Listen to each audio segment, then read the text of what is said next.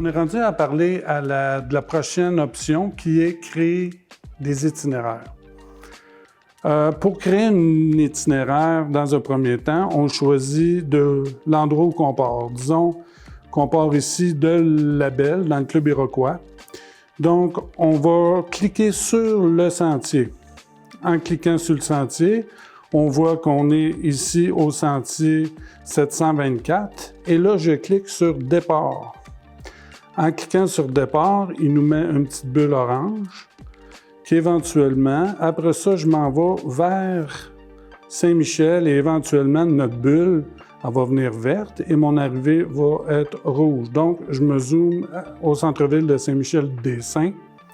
Je clique une fois de plus sur le sentier. C'est encore le sentier 724. On est rendu au club Matewini et je fais « Arriver ». L'application calcule notre itinéraire de Labelle à Saint-Michel-des-Saints. Pour calculer l'itinéraire, ça nous prend du réseau cellulaire parce que là, il doit calculer et le calcul vient du serveur. Je clique en haut pour voir itinéraire. Là, c'est 147 km.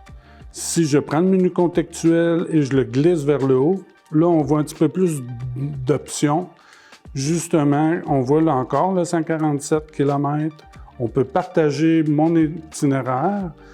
Ça, on le partage via courriel à d'autres gens qui ont iQuad ou la carte interactive. Donc, ça veut dire que la personne va recevoir un courriel et en cliquant sur le lien, la carte interactive va ouvrir et va présenter le tracé.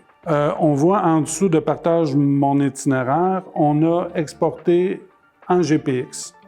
GPX, c'est un format d'exportation qui nous permet de prendre le fichier et de l'intégrer dans un GPS et de voir notre itinéraire. Après ça, on peut réinitialiser le tracé. Donc, ça veut dire qu'on efface toute trace du tracé et on refait un autre itinéraire. On voit notre point de départ, notre point d'arrivée.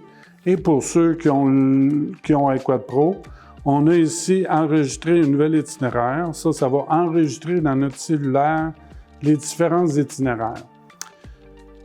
Donc, si je l'enregistre, puis je vais vous expliquer ce qu'on peut faire avec. Disons, je mets jour 3. Et je fais sauvegarde. Bon, là, on voit que l'itinéraire a été sauvegardé.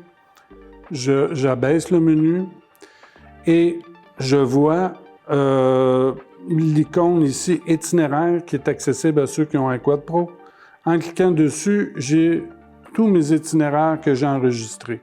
Ce qui signifie qu'on peut planifier nos journées en avance et envoyer nos itinéraires à nos partenaires de randonnée qui ont iQuad Pro. Donc, si je clique sur ma journée 3, qui est aujourd'hui, bien là, ça télécharge cet itinéraire-là et ça l'affiche sur mon cellulaire.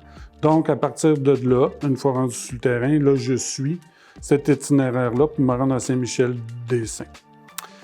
Là, je vais réinitialiser l'itinéraire pour vous montrer et l'itinéraire disparaît.